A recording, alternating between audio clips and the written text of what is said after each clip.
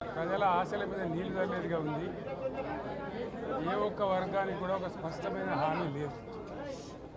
రాష్ట్ర రైతులను పొగుడుతున్నట్టుగానే పొగుడుతూ వెన్నుపోటు పొడిచింది ఈ ప్రభుత్వం. ఖచ్చితంగా స్పష్టంగా వాళ్ళ వైఖరి చెప్పినారు. గతంలో ఇచ్చిన మాదిరిగా కాకుండా రైతు బంధులో రైతు భరోసా పేరిట పథకంలో అనేక ఆంక్షలు పెట్టబోతున్నట్టుగా ప్రత్యక్షంగా చెప్పి రైతులకు ఆల్రెడీ మోసం చేశారు. బడ్జెట్లో వాళ్ళ నైజాం కూడా స్పష్టంగా బయటపడింది.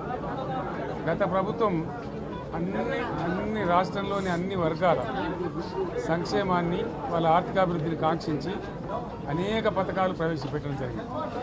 ఒక్క పథకం మీద కూడా ఇప్పుడు స్పష్టత లేదు.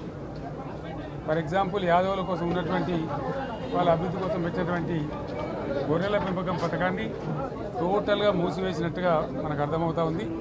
ఇప్పటికే యాదవ సోదరులు చెల్లించిన డిపాజిట్ కూడా తిరిగి వాపసు తీసుకున్న ఈ ప్రభుత్వం ఎక్కడ కూడా లేదు. అత్యంత అడుగు వర్గాలు అని డబ్బా కొట్టినట్టు కొడుతూనే వాళ్ళ గొంతు కోసింది ప్రభుత్వం.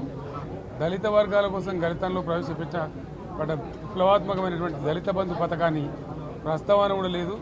ఇది చాలా దురదృష్టకరం. దళిత సమాజం పట్ల వీళ్ళకు ఉన్నటువంటి నిర్లక్ష్యానికి వాళ్ళ ఫ్యూడల్ విధానానికి ఇంతకన్నా గొప్ప నిదర్శనం కూడా అవసరం లేదు. అదేవిధంగా మత్స్యకారులకు ఆ భరోసా లేదు. ఎవరికి కూడా చెప్పుకోదగ్గ భరోసా లేదు.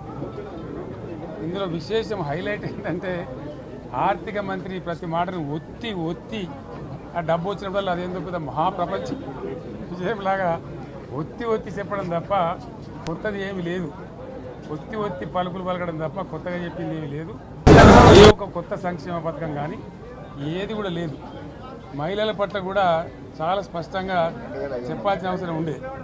కానీ వాళ్ళు మేము 1,00,000 కోట్లు ఇస్తాం అన్ని రుణాలు, ఆ రుణాలు వీలేదో ఇస్తున్నట్టుగా అది ఆల్రెడీ ఉన్న స్కీమే, నథింగ్ న్యూ అబౌట్ ఇట్, ఏమి లేదు. వెరసి ఇష్యూ యాజ్ ఏ హోల్. దురదృష్టం ఏంటంటే వాళ్ళ బ్యాడ్ లక్ ఏంటంటే మేము కూడా ప్రభుత్వం ఏర్పడిన తర్వాత కనీసం ఒక 6 మాసాల సమయం వాళ్ళకి ఇవ్వాలని మేము అనుకున్నాం. నేను కూడా శాసనసభకు పెద్దగా రాలేదు.